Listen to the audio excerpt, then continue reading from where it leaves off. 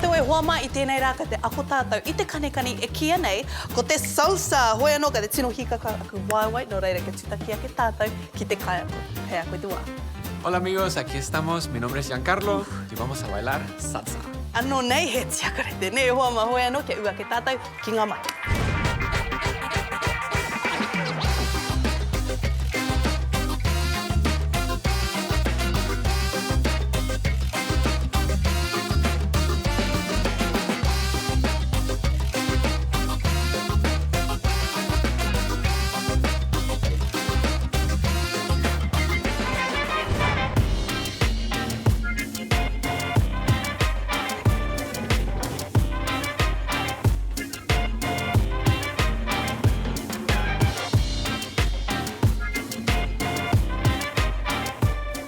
Nō reira, ko ako au I ngā whata o te kanikani.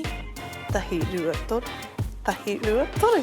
He ua, kei te whakaaro tonu taku hine ngaro hoi anō, kei te pai ngā mahi, ataku kai ako, nō reira mātaki tonu mai.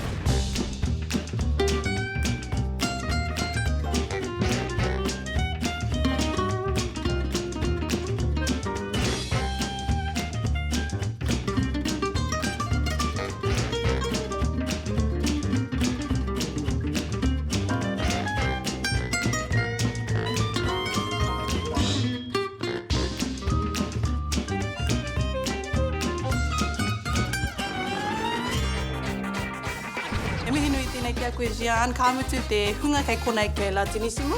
Hono atu ki tā rātou, pārangi pai tukutuku ke reira katoa, ngā kōrero, hei titiro, mā koutou. Hoi anō, he kupu whakamutunga au Gian. Bueno amigos, gracias por estar con nosotros. Acuérdense, vengan a visitarnos aquí en Latinissimo para bailar salsa, bachata, cha-cha-cha. Nos vemos en la pista. Oh, ka mauro ihi hoi anō. Koe rā katoa ngā mahi mo tēnei wahanga o matatau, tēnā rawa atu koutou katoa.